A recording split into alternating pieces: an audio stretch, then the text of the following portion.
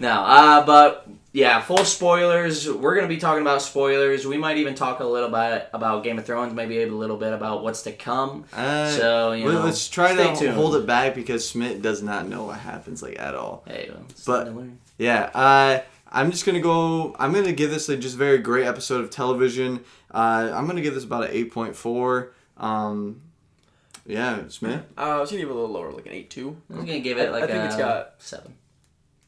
It's not quite an 8, but it's certainly a 7, and it's a good episode of TV. It's not like one of the greats. It's no Battle of the Bastards. It's not quite on that level. Battle of the Gullet.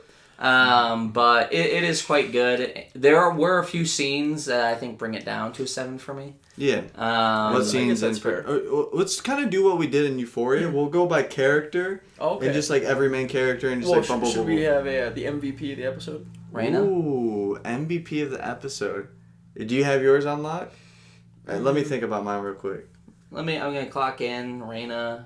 That's MVP? No, it's not MVP. Sheep's no. I'll be honest. I didn't know what the fuck I was doing out there.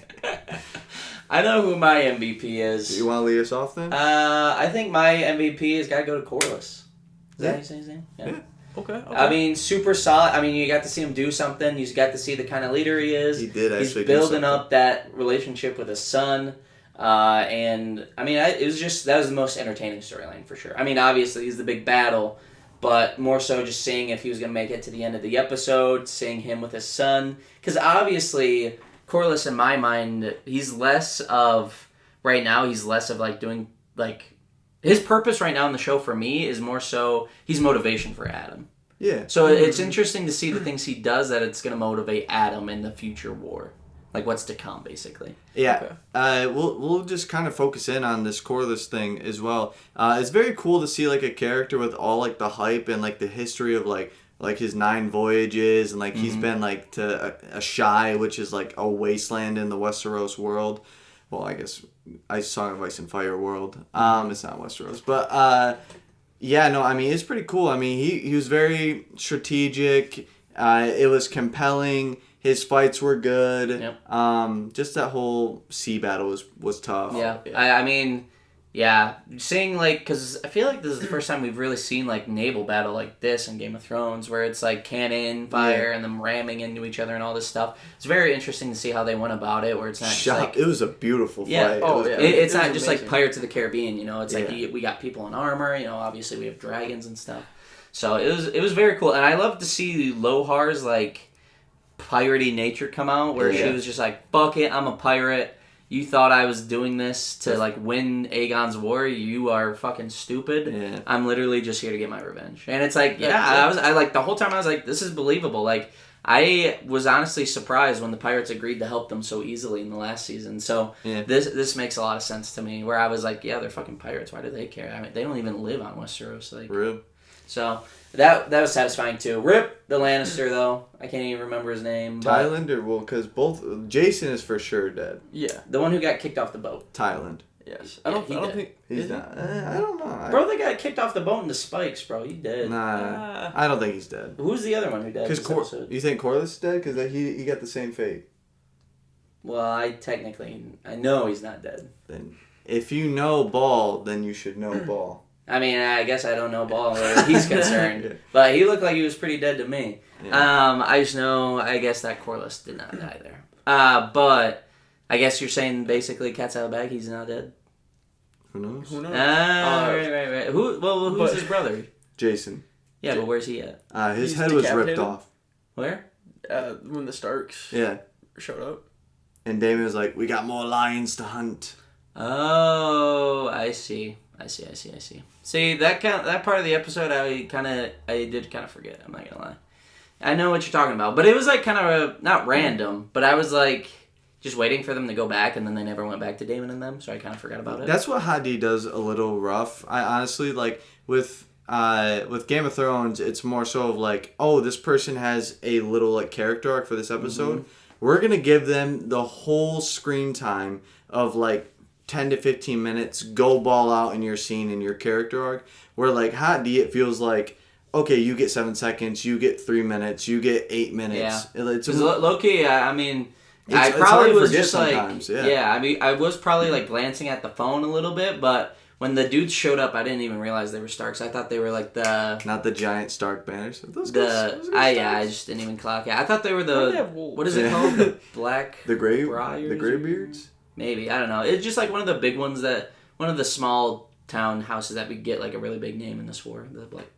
They were in the last season. The too. Blackwoods? Or I think the Blackwoods or something. I thought those were the Blackwoods. Because I know the Blackwood brothers or something like that are about to pop off in this war too. So it's something like that. Yeah. Okay. We'll go my MVP. As if you follow the channel, you know I'm a little bit of a Team Black hater, but I'm really not. And Jace is my MVP of this episode. Oh, me too. Oh, so perfect. We can talk more about this. It feels good that have someone like this was a good Team Black episode for the most part. Corliss does a lot and Jace does a lot. There's a lot of shitting. You guys, before we get like super into it, I gotta throw a challenge on the plate here. Do you guys support what Jace did, locking his mom in the room? No. So what makes him your MVP? Just that he went out and died? No, because he did something like it's fun. Like when like Targaryens get like that light in their eye and they're like, "I'm gonna save the day." It's like his like triumph as like a man growing up in Westeros. So you just like to see that he's like you just like that he did something basically. I like how reckless he was, and how like more so like or what was her name? Baela. Rhaena? No, his wife. Oh. Baela. Yeah, because so why is she not your MVP? The episode is a lot more focused on Jace. Hey, but she survived. Hey, I'm saying he's taking a major We did not interrupt you at all during your quote. Well, that's fine. You guys didn't have any questions. Yeah. I have questions about yours, so I'm going to fucking ask them.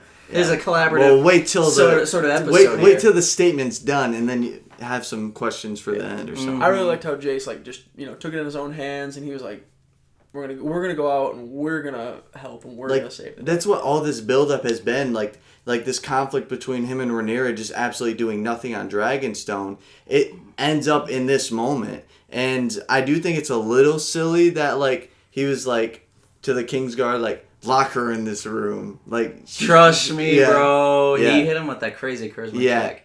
But I mean.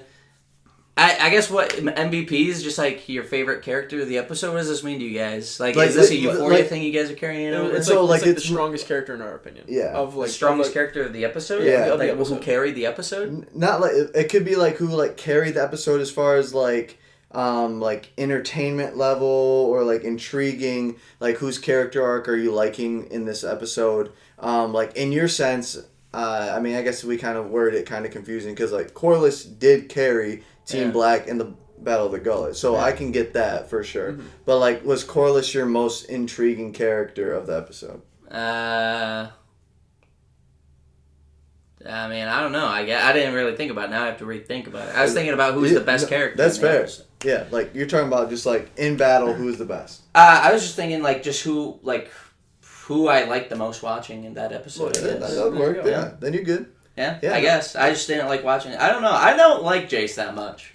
Really? So maybe that's why I'm like questioning it. I'm throwing a flag on the play. And just like him, just dealing with like the chaos that was the Gullet, and then Rhaena coming in just out of nowhere. I mean, just like the aerial like attacks of like from Sheep Stealer, and then you have like the very cool moment when like the betrothed couple of Baela and Jace when she like swoops in with like Moon Dancer and like cuts the wire. It's like, oh my god. And then she tried to at the end, and then to no avail. Just too low. The veil. Speaking of veil, Sheep Stealer.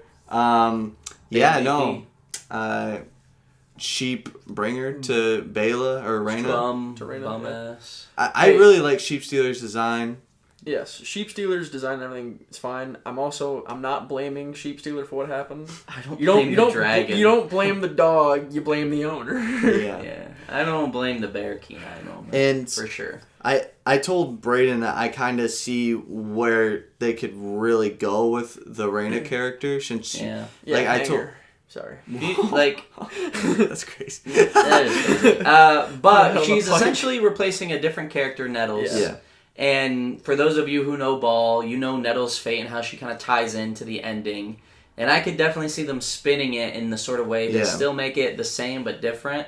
and then the history books are just making it seem less favorable to those involved. Yeah. Essentially, is what I can see happening. I still don't necessarily like the changes, at least, like, because George isn't involved at all, so, like, if he was, like, signing off on these changes, it would be different. Yeah. But, yeah, I mean, it is just fan fiction at this point, where they're making their own histories and everything like that. I mean... Yeah. At the end of the episode, honestly, like, she's just kind of got to hit the Wemby at the end of the fucking game, like, see you guys, never, and just fucking leave, bro. Like, never come back. Like, if I'm Rhaenyra, she dead. Yeah. You gotta cut her head off. And that's kind of where I'm going, like, with that Nettles, like, or she orders Daemon to do the execution, like. But that would just have to come so much later on. I don't know how they would keep that under wraps for so long. No, I don't think so, because not only is Daemon, like, let's say Sheep's, like, he gets the call from Rhaenyra. Daemon's already in, like, the Riverlands area, closer to the Vale. You also have it to where, I don't want to spoil too much, so I'm not going to go in they just have to, I feel like, a lot to do before Rhaenyra gives the order, and then, because all that happens right around the certain battle that's going to happen, and that doesn't happen for some time yet. Yeah, that's fair. But still with the sheepstealer thing, if you remember in our House of the Dragon preview, I was really hyped for Rhaena to get her dragon. I'd be like, oh my goodness, she can be like she can train alongside the dragon seeds. So good. Yeah. She just jumped right into battle without having any sort of practice. She was helping. She acted the same way she did in season 2, recklessly. That first Dracarys and breath, headstrong. Baller. The second one where she hit her own men, not to. No sheep stealer! Yeah. That's my sister! Yeah, no. Yeah. But, like, that's so, like, I know, like, George isn't really a part of this as much, but that's so George Martin to be like, you got what you want, and it's the worst thing that's ever happened to you. Like, I just love that. Animal handling. True. Like, is any of that even involved in the Battle of the Gullet in the book? Like, does Nettles or anybody show up and fuck it up? So, I mean, we'll talk a little bit about the book. So, the people at the Gullet in the books are Ulf, Hugh, Alan, Nettles and Sheepstealer, Jace, and then they captured Viserys. Because she's kind of like taking the slot of Jace's brother, essentially.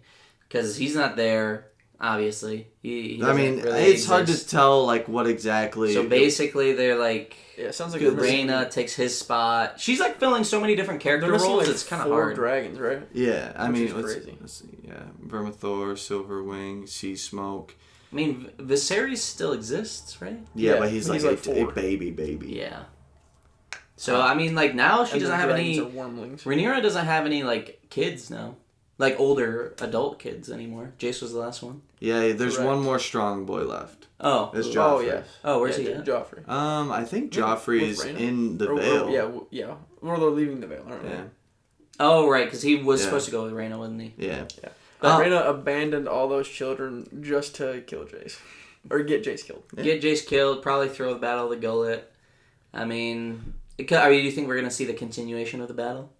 Next episode? I would like to see what I'd like to see what we lost so many men. Maybe because like they don't want to have like all action. Maybe that they'll have like a report of like the destruction of they do the like high tide. Yeah. Which is Corlys's like shrine that he built on his own. Right. But yeah, we can talk a little bit more, so because that was just a big focus of the episode, obviously. We can just bounce around from character to character. First one that comes to my mind, Kristen Cole is a lot more of aloof. He was like really depressed at the end of season 2, but now he's like. Ever since the beginning of season 2 in Aegon, whatever that battle was, where like we've given the battle to the dragons. Oh, Rook's Rest. Yeah, he's basically just been a slump. He's been a lump he's been a rock. I mean. Yeah. Honestly, like, one part of me is, like, I can't blame him too much, because literally, it's, like, dragons are dominating the battlefield. I mean, seeing that... It doesn't really matter what the soldiers do, but also at the same time, like, you could think smarter and, like, try to come up with these, like, anti-dragon strategies, like, do something. The funny thing is that, this actually just clicked in my little noggin, he is from Dorne, so... read up like on your Dorne history books of how you evaded Aegon's conquest, who had the biggest fucking dragons ever. Because Dorne did not get conquered; it was brought on through marriage. So, like, look at that. I mean, obviously, you don't have like sand dunes or anything, but like environment could. I mean. Well, you don't become. Environment just only books. Yeah. So environment only plays so much of a part. I mean, I don't know too much about how Dorne evaded it, but I mean, Dorne is just them, I guess. Yeah. He saw the dragons and he's like, my sword can't do anything. Yeah.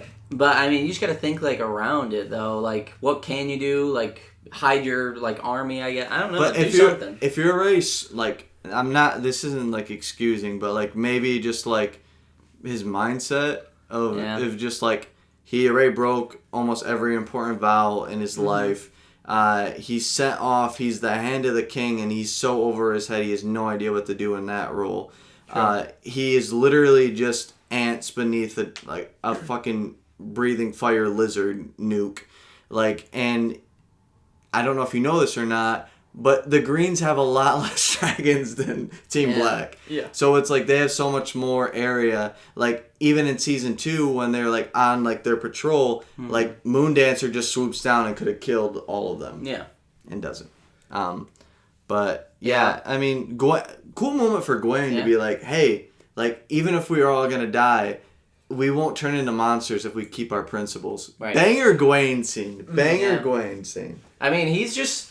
Basically, what Gwaine is, in my opinion, is everything that Christian Cole wants to be and thought he was. Like, the honorable knight who sticks by his vows. It's everything that Christian Cole was like, oh, that's so me in, like, Season 1, Season 2. Yeah. And, like, it's just like, nah, bro, you are not him. No. He's just bum. And I honestly just, like, he needs to do something or just get on with it. Because I'm tired of seeing him do nothing. It's true. I agree. Other than that, we see for the first time... Well, did you have anything to say about Kristen? He's a loser. Yeah. For the first time, we see Alicent's other son. Well, it's not official, but highly implied. I mean, the dragon was there. I mean... Yeah. I think it's his son. Yeah, I think it's Daeron. Yeah, Daeron. Daeron is one of my favorite characters. He seems like he's got cool swagger. I mean, he was just being like a servant boy. No, I mean, like when he comes out, receives them, and they're like, one king's as good as the other. Like he just seems like. That's not Daeron. What? Who are you talking about then? That's who I was talking about. That's not Daeron. Who is That's that? Ormond Hightower, Alicent's cousin. Yeah. Never mind. That's who I thought it was the whole time. Daeron is literally like who's implied. Daeron is like the servant that's like behind him, with like the brown hair, like the auburn ginger hair. So? That's what people are heavily assuming, which I would be disappointed. Like, I need, like, he's a prince, bro. Walk with some swagger. Never mind then. Fuck Daeron. Yeah. Her cousin seems cool. Ormond does. He is pretty cool. He seems pretty cool to me. I thought that was him. Yeah, no. No, never mind then. He was just acting so much like the prince. Yeah. That I thought that was him. I mean, all Hightowers are pretty arrogant and, like, got, like, that swagger about them. True. What even happens to the Hightowers? Because they're not in Game of Thrones at all. Does he know? I don't. But yeah, no, I loved what we saw from Ormond Hightower and like his like religious like it was like some like perfume like because obviously he's like a drug addict or something. I think. I don't think it's that. I think. Well, he's getting like woozy kinda. Yeah. Maybe like some sort of inhaler. Yeah. I don't know. I don't know because like what I've seen, it's not really put in the book, so like I don't know exactly, but like. People, like, the guy that was, like, the messenger was, like, really, like, smelly, had a lot of dirt on him. Everything in, like, the quarters of, like, the army was, like, super organized. So, like, bro might just be, like, super, like, control freak, like, need to be pure. Like, I don't know. I thought it was just, like, some sort of drug-related thing. I think it's religious, like, in, like, formality. But, I mean, other than that, I mean, he's another sufferer of the 10-second clip. Yeah, that's so true. I want it. The dragon look cool though. Yeah. Tessarion is one of my favorite dragons. I love Tessarion. But that is, like Daeron has one of my favorite like arcs in the books. Like, and I want to see like his like if war he goes path. from like servant boy to like cool dude. Because I mean, he is his Ormond's squire, so maybe that could be it. But like, I need bro to be like, yo, bro, I'm a fucking dragon rider. I'm a prince. I mean, who's the dude who said... I mean, Ulf, who was like, I don't guy. need a knighthood for them to respect me. That's what the fucking dragon's for. Yeah, such a banger Ulf. True. I loved Ulf. I mean, transition. Let's talk about that scene with the bastards, because that was a really good scene in my opinion. With that. Yeah. It was a good scene. I like checking in on. Ulf.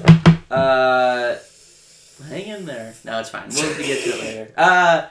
But I did like seeing Ulf and Hugh and Alan all just like collaborating. Like they come from such different walks of life that it's very fun to see them interact. It's like D&D party type shit. Kinda, yeah. Yeah. But Ulf is still not your favorite? No. He's not my favorite either. I feel like his comedic relief is bad. No. I don't even think of him as comedic relief. I just think of him as just like the stupid drunk. Yeah, I think because I don't think he's funny. Yeah, I just think he's like pointing out the obvious. I feel like he's trying to be funny. Yeah, I mean sometimes drunken people are like that. So yeah, I mean that's fair. I mean you just don't like him. That's kind of how I feel with Jace. He's just a retard. Hugh and Alan are really really good. I feel like I liked watching their like each of them divulge, kind of like start to break away, and you kind of see how like the people they are when they're not sure if they should leave Harrenhal or not. Like Alan's super loyal. He wants to listen to the Queen. Mm-hmm. Hugh's kind of like on the fence the whole time, whereas Ulf is like, let's just get out of here. Like, yeah. And so it's very interesting to see how all those dynamics mix in together and come away. Mm-hmm. Also, like I thought it was super weird to see like one of the Green Men just like chilling around Harrenhal. They're like in the Isle of Faces though. Yeah, it's that's just like where they live. Like, it was just like a weird scene. Like if that never comes up again, it'll just be like a really weird one-off. I mean, I know it's like Harrenhal is like a super like woodsy place, but when the Woodmen come out and win the war, I guess I'll know. But until then, I mean, we had all that spiritual shit with Daemon last season, but I mean, kind of could have done without it as well. Yeah. Yeah. And then River is her name? Alice Rivers? Yeah. I mean, her showing up again is cool. I think she's probably going to lead the bastards in some sort of way. Or, like, she's giving me, like, Macbeth vibes. Like, the Three Witches in Macbeth, where she's, like, basically just going to give out prophecies and, like, it's going to lead to the downfall of man. Where it's like, oh, if you do this, you'll be king, da-da-da-da-da. And then she just, like, gets them all, like, fighting each other and, like, basically, I think she's just going to be, like, playing everybody against each other. Well, yeah. I mean, obviously, from the books, like, Alice has one of my favorite ever, like, character arcs, like, in this story. So, very, very, very excited to see what happens with that and what she does. I mean... But a lot of the witches, too, end up just being, like, not useless, but just wrong. Like, take, like, the Red Priestess, like, siding with Stannis, siding with Jon Snow, like... They do useful things, but they always end up just, like, losing or just, like, picking the wrong side, Why do you gotta spoil so much for Schmidt? It's hard when you're discussing a franchise, so I am sorry, Schmidt, but when you're discussing a franchise... I had 20 years to watch it! Yeah. You did have a very long time to get on the hype train. But, so. Okay, so... And I can't... It's hard to make your points when you have to avoid something that everybody else knows, like... Yeah. I mean, you can still make your points with knowing what's something with the books. I'd just be like, I'm very excited I just wasn't even thinking about it. But, I mean, that is out of the way now to come out, he has no idea. Yeah. No. But, so yeah, we have, like, the Alice River scene. Excited to see what she does. Cool to see, like, how she's, like, that goat. Like, Del the goat. Which is pretty neat. And then I just love, like... We were talking about, like, the magic in Game of Thrones, like, in this world. Like, that is literally a representation of, like, the old gods' magic and, like, the werewoods all around and just all the creepy, like, green men that live on, like, the Isle of Faces. Start lighting swords on fire, you let me know. Yeah. But, yeah, no, let's see. We could talk about Aemon kissing his mummy. True, Aemon, he had some scenes that, I mean, not bum territory yet, but... He's really losing that cool guy demeanor in my eyes, where like the mommy issues in full. The mommy issues. He's just getting manipulated at this point. Like he can never tell when people are lying or telling him the truth. He called Laris a toad for the second time. Yeah. Yeah. Okay. I just wanted to bring that up. But as a Team Green enjoyer, it was just a bad episode for Team Green. I mean... Like, Alicent's forced in a lot of these scenes, and she's forced into the plot so much that it almost takes away from her character. I do like the irony of her being, like, because how they were talking about what if it's a trap, and like they're like, oh, Allison would never like do that. And then when Allison gets back, she's like, fuck, it's gonna look like it's a trap now because everything I just fucking put into works isn't gonna work. Yeah. I did really enjoy that. It gave me like heavy like kind of like you were saying earlier, George R. R. Martin, like you got what you wanted, but now it's the worst thing ever. Like I think the biggest flaw with Allison is that they just try to make her so much like a innocent like good person. Like, it's okay to have your characters just be evil as fuck. Like, I just want, like, maybe just be like, yeah, I don't want your bastard son to be on the throne. Like, that would be kind of cool. Like, and like... See, maybe they're just trying to, like, even it out for you. Because before you were like, oh, Team Black is way too morally superior. So maybe they're, you know, they're trying to even it out for you. No, but that was my problem through all of Season 2. They just made it where Allison and Rhaenyra, like, and Team Black mostly... See, he's just a Team Black hater. Both sides are doing it. Yeah, and I'm calling it out when it's on both sides. Well, you're calling out Allison specifically. You're not saying Team Green. Because Allison. Who is Allison a part of? Yeah, but you're not saying Team Green does this. You're picking out the individual, not the team. It's different. I don't get into group politics. Right. I hate Team Black. When it comes to Team Green, though, I'm not getting involved with labeling the whole of Team Green. Okay. Well, we can go through that. We can go through, like, the disappointment list. Rhaenyra, Jace has been mostly disappointing. Good character arc at the end, though. Corlys has done virtually nothing until this episode. Rhaenys did something, but, like, not enough to be, like, you know... You're just looking at it through, like, hateful eyes. Because, I mean, I don't think it's accurate to say Corlys hasn't done anything throughout the entire show. I mean, he had the whole plot point throughout the season 1 and season 2 with his kids. I mean, his son being, like, killed off is, like, a huge, like... What do you mean? You're saying season 1 doesn't matter? I'm saying, like, he barely does anything in season 1. I mean, I just don't think that's accurate. I mean, he does, like, in this season, or even last season... I'll give you...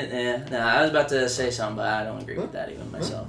But I just don't think that it's accurate to say that nobody... Like, only the disappointing people... Like, the biggest disappointments are coming from Team Green. This season, for sure. I mean, just the whole show. That's not true. Christian Cole, Allison, Aemond, fucking Larys, or however you say his name. Like, I mean... I don't find Rhaenyra, honestly, to be a disappointment. They just keep fucking her over. Jace, I feel like Team Green was the strongest in season 2 up until the end. The end is when they started to, like, lose a little bit, in my opinion. Yeah, I think also what's missing with Team Green is one of their biggest heavy hitters was Otto Hightower. Bro had banger scene after banger scene. Yes. Big Otto shoes not being filled. I will admit, call them out. Yeah, well, so, like, I've noticed, like, Team Green and Team Black have, like, differences, like, they're, like, complete opposites. Team Black won't let their leader do anything, and Team Green, they kind of gave their leader too much. Yeah, that's a good way to put it. And Aegon was basically like, I'll do everything, and then, kind of, though, they're also, like, now that it's Aemon, they're kind of letting them do things, but when it was Aegon before, they were, both teams were kind of shitting on their leaders for different reasons. So, I mean, parallels in that sort of way. Aemon's just smarter than Aegon. Well, I don't even know if he's smarty. He just has the biggest lizard. I mean, he's got like more of a tactical mind. I guess he did study the blade and philosophy. Yeah. And he's just like what did Aegon do? Like, I think he's just like bitches drink wine. Yeah. I think Aemon is very emotionally impaired. Like he's very easily manipulated. Yeah. But I do think he's like smarter than Aegon. I mean, Aegon, when they're trying to sneak away, he's like, I won't kneel! And so Larys has to be like, jigs up, that's fucking Aegon, take us in. Oh, pretty hair. Yeah, it's like, dude, you fucking threw the match so fucking hard. He's lying. No. Here's his crown. Bro, just take the crown, bro. Dude, please don't kill me. Please. Is there anything that we need to talk about? I do want to, because like, you know, we've been talking about it a little bit.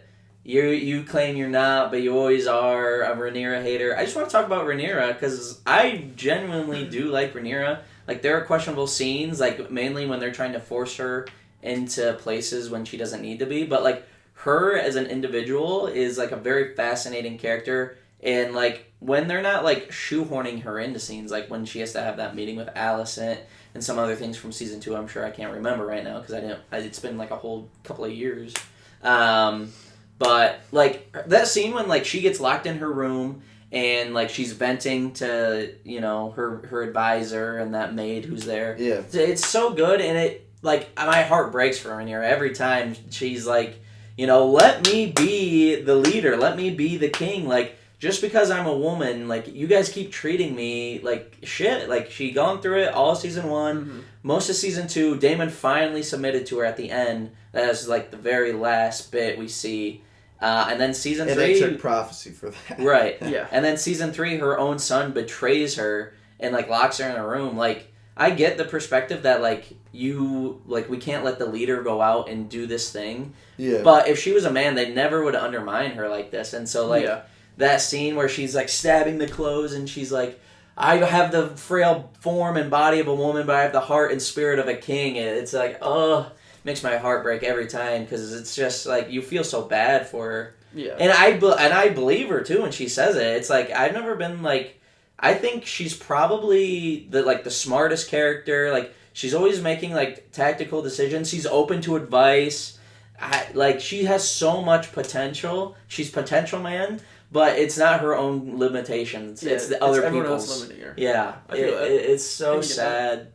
So and like just seeing how it ultimately ends too. Everyone just like assumes her potential and doesn't let her actually Reach it, show what she can do. Like I think she like. But what if we do this thing? No. We're talking. Like she's just shown herself time and time again to be like the leader that should be the king, and it's just like it is just that she's a woman that nobody is willing to let it happen. Yeah, it's just extremely frustrating though when like you have like these good like character moments, but it's just like the show's been going on for like shit since like 2022. So it's like season 2 and even the start of season 3. Like she's just sitting around her council. What would you have me do? I'm gonna do this. No, it's just very frustrating. I mean, how do you think she feels? She's trying to do things. Like, and they're not letting her. But you are also the leader. Yeah. What is she supposed to do when they lock her in her room? For a lot of it, she was still trying to find a peaceful way out, and they were like, "No, let's just burn their cities and kill everybody." And she's like, "Hang on, maybe we can. We don't need to be and then as soon as the shit. But then hit even the in fan, season 2, she has dumb plans when she's like literally talking with Mazzari. She's like, "We need to save people." So they're like, "Okay, then go to King's Landing and just surround Aemon with all your dragons." No, I think I'm gonna go to Old Town and burn the Lannister and the Hightower fleet, or not the fleet, but like the forces. So like, there's also just dumb moments like that she does. She's not infallible. Like she can make mistakes, but it's just, it can be inconsistent sometimes where it's like peace. She's just a person. But also, that just doesn't make a whole lot of sense where you go, peace.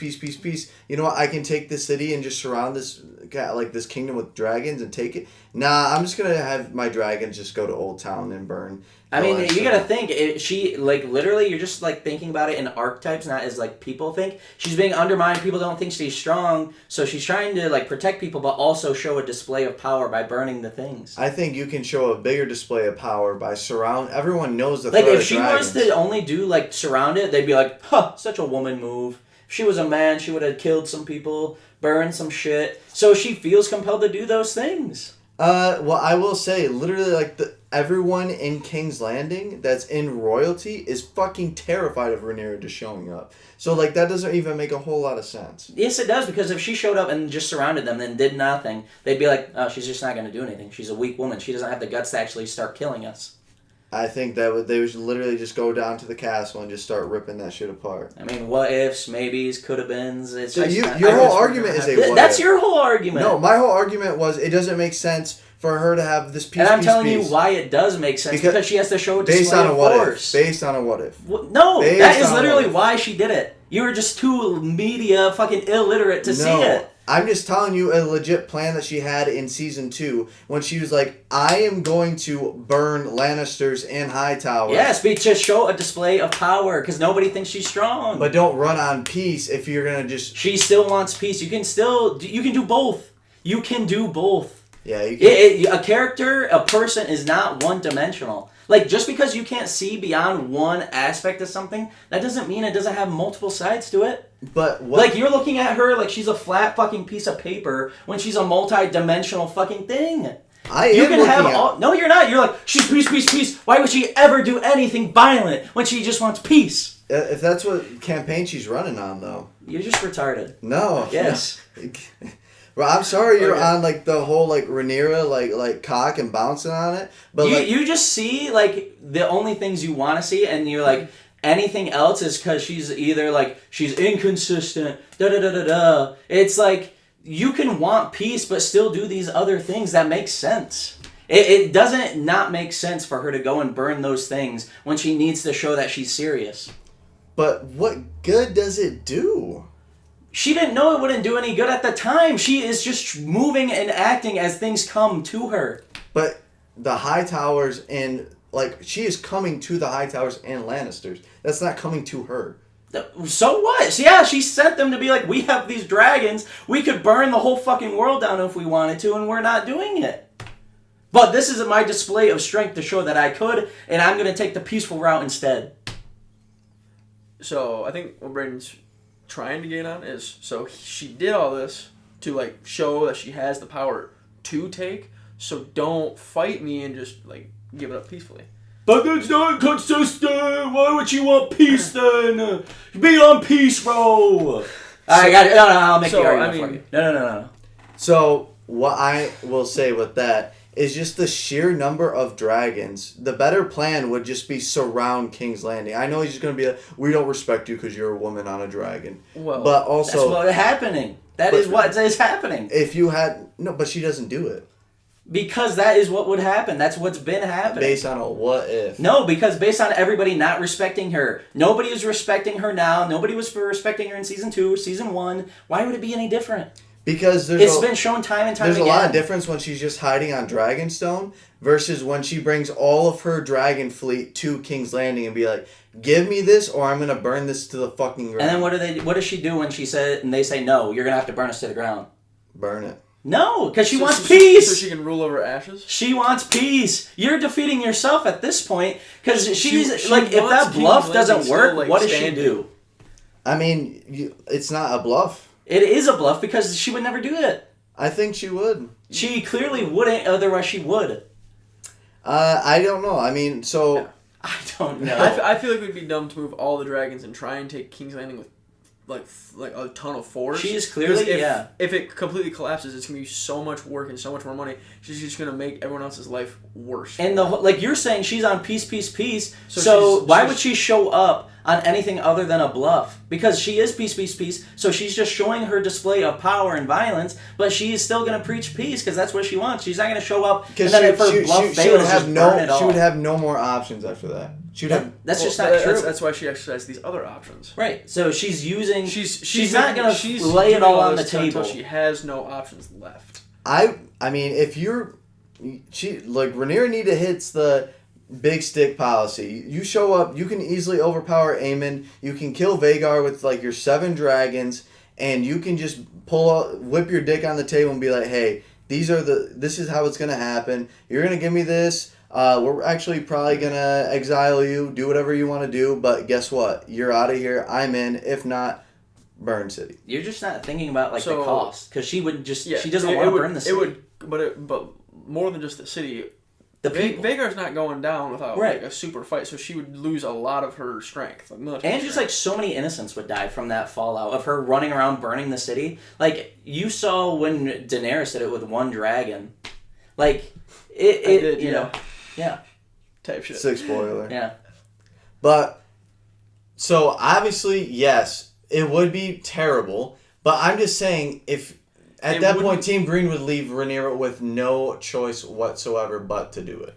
But that isn't... Well, your argument before was that she's on peace timing, so why wouldn't she do this thing? And we're telling you because it's going to lead to mass murder. And you're like, nah, it's going to be peaceful, bro. If you go about it and do mass murder, but you can have a plan to avoid mass murder.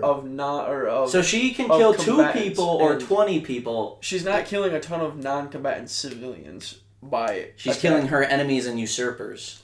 I mean, she literally says invade Old Town. So those are civilians in there too. I'm not going to lie and say that it's going to be on the level of King's Landing. But I'm just still saying that there's going to be a level of dead. Well, you can take 2 or 20. King's Landing is her people. Old Town not her people anymore. But And if it's it's her king, and it's like it's 2 or 20. I could take 2 or I can take 20. 2 is obviously going to be the more favorable option.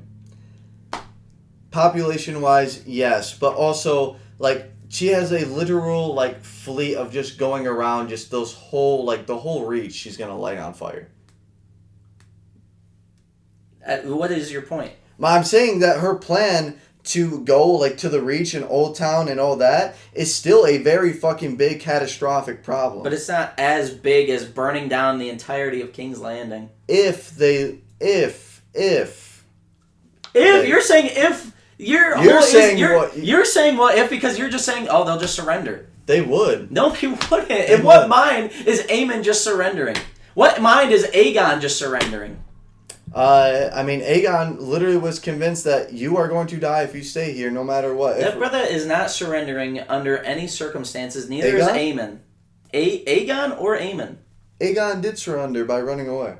No, that's not a surrender. Because Larys was like, you're going to die, so we're just going to move you to this place so you don't die and win the war. That's not him surrendering. He is no longer commanding his forces That's at not. all. You're just not seeing the long game. I am seeing the long game. Not seeing But the long he game. runs away from the fight, Right. giving himself up. It's called in a the fight. tactical retreat. The long game is what Larys was saying. We leave, they kill each other, you rule over what's left. That's the win. That's not Yeah, surrendering. That's That's I'd give it a win by default. To Aegon, that's the win. He wants that. That's his win. That he's not surrendering it. He's not giving up his throne. that's a. Well, he lost anyway. So. He already gave up his throne. He's not. He's giving it up like small time, so he can have it full time. He's not giving up his throne. Okay, he's giving up. So small okay, time. if I give you this, so you can hold it now, and then I come back and take it later, am I giving it to you, or am I just letting you hold on to it? It depends on how you worded it. No, you're fucking retarded. He's letting them think they can win, so that he can ultimately win the war. Well, He lost his throne. where's he at now? I mean, he was retarded. I'm not gonna lie and tell you Aegon's the smartest man in the world, but he didn't surrender. So he lost his throne. No. No, okay. Him losing his throne and him surrendering are two separate Okay, things. does he have his throne? Yes. He has his throne right now. Physically, no, but Okay. in name and yes, like it's still Aegon's throne. Everyone's still fighting for Aegon. Is everyone not still fighting for Aegon? Also, Ormond Hightower reading the letter. One man. Oh, So you one can- guy. So one guy's the The entire leader kingdom? of- The leader of the force. So one guy has read this letter, and now everybody is fighting for Aemon. Everyone who's fighting under him. Everybody- would be fighting for Aemon. Yes. No, because everybody still thinks Aegon is alive at this point. Until they're like, Well, he Aemon is is still the alive. king! Aemon is the king! Everyone's still thinking they're fighting for Aegon. Well, no, they're fighting for the regent because they know that the regent is in power. Well, right now king. They're fighting Well, yeah, for well, Aegon. yeah. Whose service are they under? Aegon's. The king Aegon. Well, they're under. They're whoever's fighting in for power. Aegon. The Hightower Right now, forces. That's like the saying regent's in like power. the National Guard of Wyoming is fighting for Wyoming, not the United States. It's all under the same umbrella. So that's like if Trump got shot or left office and was like, "Yo, I'm not doing this anymore," and then JD Vance is president now. They're fighting for JD Vance. But did Trump because Aegon never gave up his throne. He just left King's Landing. So if Donald Trump leaves the White House and JD Vance is like, I'm president now, that's Trump giving up the throne.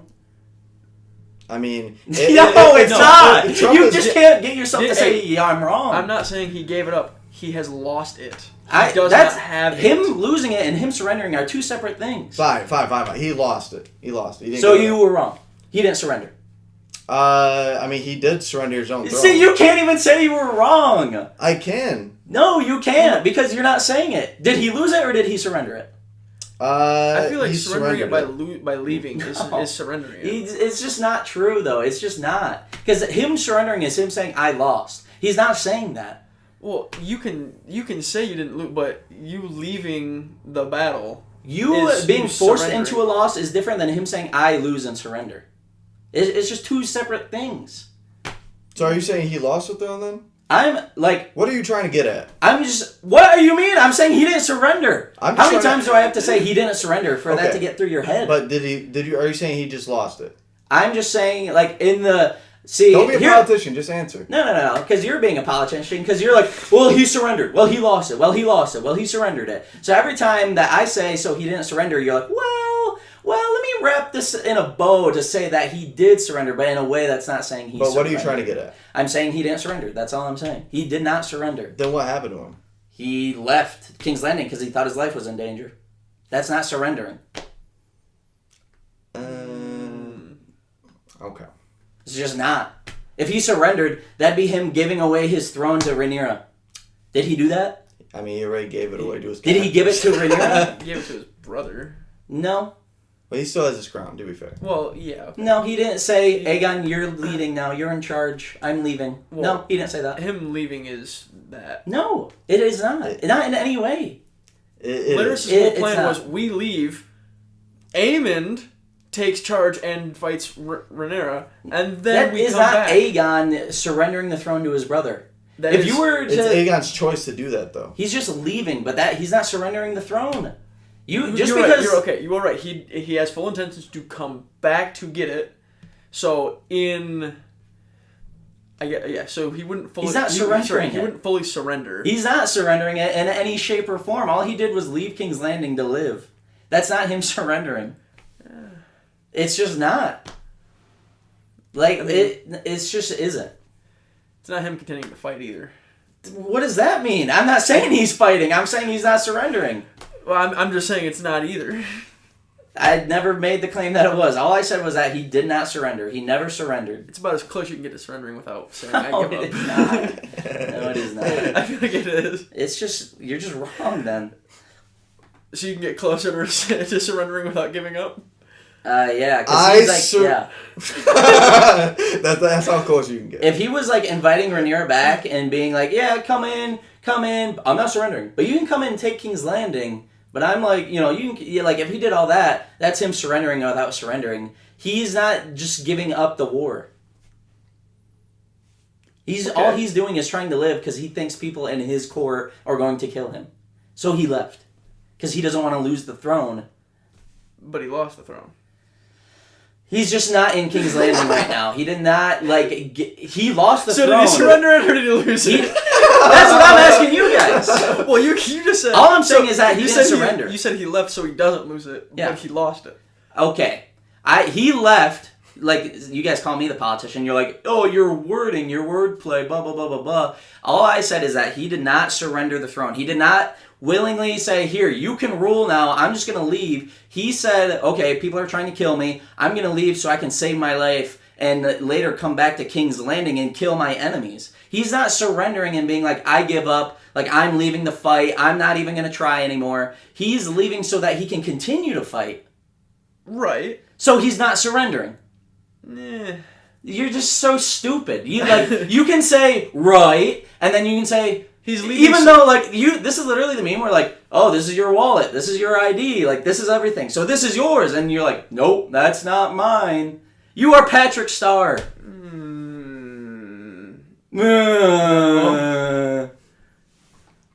So Viserys in Game of Thrones, when Viserys is like, "That's my throne," they're just warming it for me. Was he ever king? Was he ever the king? He was. No. Answer my question. Yes or no? Was he ever the king?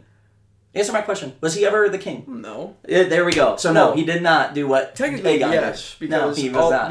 Was he ceremonied? I mean, no. He had a claim to the throne. Was he ever king? Yes or no? He would have been Was he ever king? Yes or no? I just said no. Exactly. End of discussion then. There's nothing to talk about after that because it's not the same as Aegon. But saying I'm going to come back for this. He's got you in the Viserys. Yeah, but saying I'm going to come back for this. All he said was, people are in his court are trying to kill him. If he just stayed, that's him basically giving up and surrendering. Him leaving is a declaration that he's not going to give up. I'm not saying he's not giving up. You're saying that he's surrendering. He's surrendering his throne. But he's not. He's not surrendering his right, his willingness to rule. All he did was surrender King's Landing, if you want to call it that. But I don't even consider it a surrender. Because he's not like, you can have King's Landing. He's just leaving King's Landing so he can live. But you can make the argument by doing that he gave up his forces to Aemond. All he did was, no. I don't see it in that same way at all. Okay. Because... Get to it in the comments. Yeah, well, I don't know if they're gonna stay for this long. That's true. But if you did stay this long, did he give up his throne? Because now even like more so of like his main forces like being like the High Towers or whoever you want to say, but the High Towers are like a big part of it. Now they are fully accepting him as the king, and they do not acknowledge Aegon as the king. Like so, like by him, he already gave up by him leaving with a tactical retreat. By omission, gave up his throne. No. He can come back and take back his throne, but it won't be his. He's not surrendering. Like, that. My whole argument, I don't think anything you're saying is wrong. I'm just saying he didn't give up. He didn't surrender. Just because something is being taken from him, that's not him surrendering it. So he lost it. I'm saying he lost it. He did not surrender. Okay. You were always saying he surrendered it, and I was just saying he didn't. Well, halfway through, I was like, okay, I can see where you're getting at with the tactical retreat. So I was like, okay. But you wouldn't say you were wrong.